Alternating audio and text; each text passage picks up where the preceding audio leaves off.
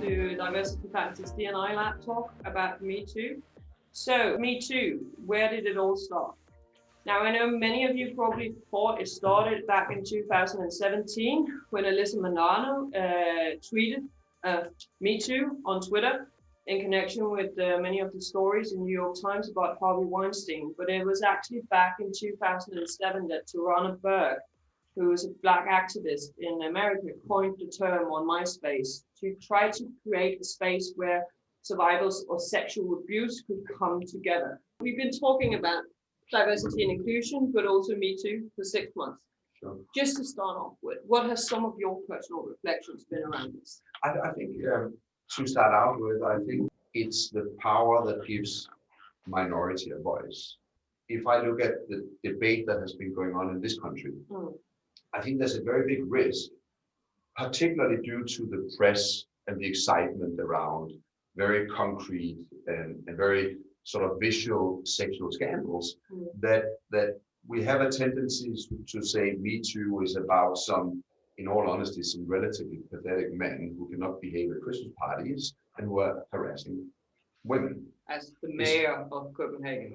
But I think the risk here is that becomes the key focus of the discussion, when really what this is all about is much broader. When we also talked a lot about Me Too, you and I also talked about the fact that even those companies who are under extreme pressure right now with Me Too in Denmark, for example, PR and TV2, they have female CEOs at the helm of their corporations. Sure. And I think for me, especially also as the CEO of a management consulting firm that deals with this, it's extremely important to recognize that, of course, I have biases too. I think most of us has been meetings where people who speak before they think they get the biggest share of voice. And I think you need to, as a leader of such a meeting, or as a leader of an organization, you need to make sure that the people who think before they speak also get their share of the voice. And therefore, to be very concrete around this, especially if you're privileged and you're leading the meeting, sometimes what you do is you tell people to be quiet. Yeah. And then you say, excuse me, Mr. or Mrs. So-and-so, you seem to have a point.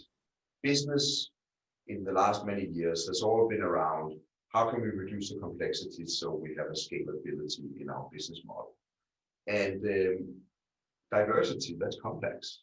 Diversity and inclusion is about managing complexity. And back to what we talked about just before, it would be much easier if I could just recruit people who look like myself, because they would understand my language. They would present to me in a way where I would understand what they're saying. It would be much easier to manage, and managing a very diverse organization is much more demanding. And therefore, the fundamental point here is that it calls on much more sophisticated and strong leadership. We need to make sure that everybody's voice is heard.